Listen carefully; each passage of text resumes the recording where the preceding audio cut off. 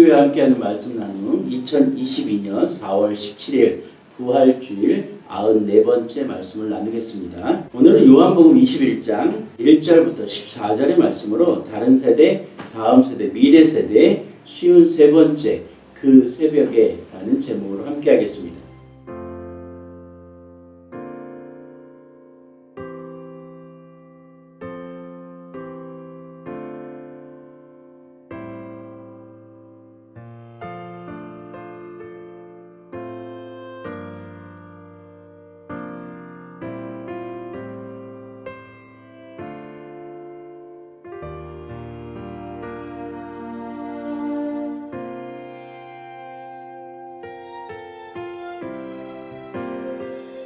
당신은 교회입니다. 당신은 좋은 교회입니다. 좋은 교회가 온 땅 온 세대 가운데 가득하기를 소망합니다. 예수님께서 부활하셨습니다. 부활주일입니다. 부활의 날입니다. 예수님께서 죽음을 이기시고 사망 권세를 이기시고 우리에게 오셨습니다. 오늘 우리의 모든 삶이, 우리의 온 삶이 주님과 함께 다시 한번 생명을 얻고 승리하기를 소망합니다. 여러분의 삶이 그렇게 되어지기를 주님의 이름으로 축복합니다. 우리는 불확실성의 시대를 살아간다라고 얘기합니다.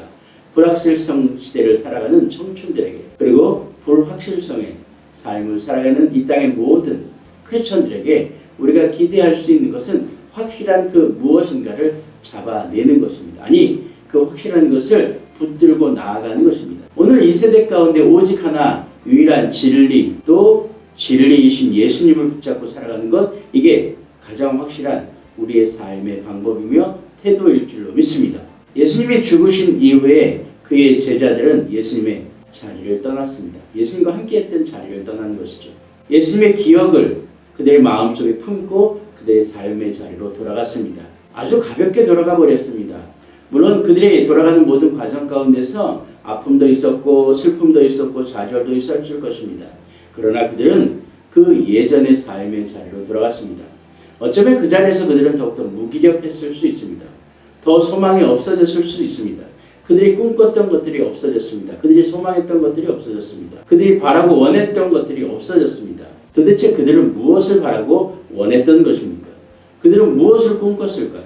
그들은 도대체 무엇을 잡고 싶었고 예수님과 어떤 일을 하고 싶었을까요? 예수님이 죽으셨습니다. 그 자리를 지켜내지도 못했고 그 자리에 남아 예수님이 약속했던 그 시간을 인내하지도 못했습니다. 부활하신 예수님의 약속을 생각하지도 못했습니다. 그러나 예수님은 부활하셨습니다. 그리고 여러 곳에 부활의 증거들을 남겨놓으시며 그들을 만나주셨습니다. 오늘 예수님께서 수제자 베드로를 비롯한 몇 명의 제자들을 만나는 장면을 우리에게 성경은 아주 자세하게 기록하고 있습니다. 베드로를 비롯한 몇몇의 제자들은 그의 삶의 자리로 돌아갔습니다. 바닷가로 돌아갔습니다. 예수님께서 그들을 부르셨던, 그들을 만나셨던 처음의 자리로 돌아갔습니다. 그들이 할 수 있었던 가장 처음의 그 생업의 현장으로 돌아갔습니다. 그들이 어떤 상황 가운데, 어려움 가운데, 고난 가운데, 아픔 가운데 빠져버리면 그저 물러서고 숨을 만한 그들의 생업 자리로 돌아가 버린 것입니다. 오늘 그 자리에 예수님이 다시 찾아오셨습니다. 그리고 그들을 위하여 떡을 굽고 생선을 굽습니다. 밤새 바닷바람에, 바다 파도에 아무것도 소득을 얻지 못한 제자들에게 예수님은 따뜻한 불을 피워놓으셨고 생선을 구워놓으셨고 떡을 준비해 놓으셨습니다. 그러나 그들을 적극적으로 부르지는 않으셨습니다. 저 멀리서 예수님의 음성을 듣고 그들은 고기를 끌어올렸고 그 음성을 따라 예수님이신 것을 알게 되었습니다. 그리고 달려왔습니다. 그리고 앞에 모였습니다. 그리고 예수님께서 권하시는 떡과 생선을 먹게 된 것입니다. 다시 예수님을 만났습니다. 그들의 마음은 어떻겠습니까? 예수님은 어떤 마음으로 그 제자들 앞에 오신 것일까요? 오늘 우리의 삶의 현장 그 끝으로 밀려날 때가 있습니다. 그 밀려난 곳에서 예수님의 음성을 들을 준비가 되어 있습니까?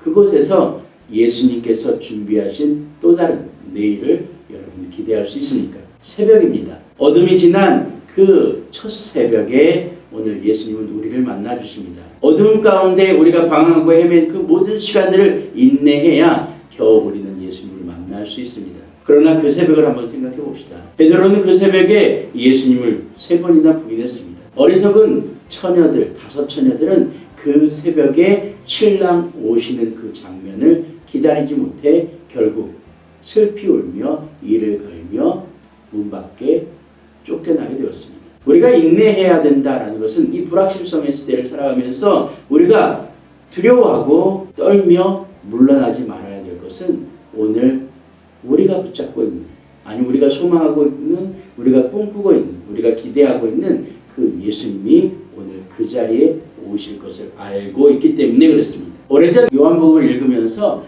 그 새벽에 라는 찬양의 가사를 잠시 써본 적이 있습니다. 이 가사를 읽으면서 오늘 말씀을 좀 정리해 보려고 합니다. 그 새벽에 바닷가 부르심이 있었다네. 그 새벽에 바닷가에 작은 불이 타오르고 있었다네. 주님을 떠나 바다를 향한 그들을 찾으시는 사랑하는 그 음성. 망망한 호수, 아무것도 없던 손길, 가득 채우신 그 음성. 고개 들어 주님을 바라보았네. 주님이 기다리고 계셨네. 바닷가에 작은 불이 타오르고 있었네. 불 위에 사랑이 있고 있었네. 풍랑의 배를 멈추신, 실패의 배를 녹이신 그 새벽에 어쩌면 우리 인생에서 밤이 길 수도 있습니다. 새벽이 올 것 같지 않을 그런 시간들을 보낼 수 있습니다. 그러나 시간은 그 새벽을 향해 가고 있습니다. 아니 우리의 삶의 목표는 예수님을 향해 갈 수밖에 없습니다. 그곳에 예수님이 계십니다. 우리의 귀를 열고 우리의 눈을 열고 우리의 마음을 열어 예수님을 바라볼 준비만 되어 있다면 우리는 예수님을 만날 것입니다. 성공하고 획득하고 소유하는 그런 예수님이 아니라 오늘 예수님의 그 음성에 우리의 삶 전체를 맡기며 예수님과 함께 정말로 동행할 수 있는, 예수님의 뜻을 따라 정말로 살아낼 수 있는, 하나님의 명령을 따라 이 땅 이 세대 가운데 하나님의 그 일을 감당할 수 있는 그 새벽의 그때를 만나게 될 줄 믿습니다. 오늘 좋은 교회 모든 사랑하는 동역자 우리가 예수님의 그때를, 예수님이 기다리고 계신 그 새벽을 향해 나아가는 귀한 한 날이 되기를 주님의 이름으로 부탁드립니다.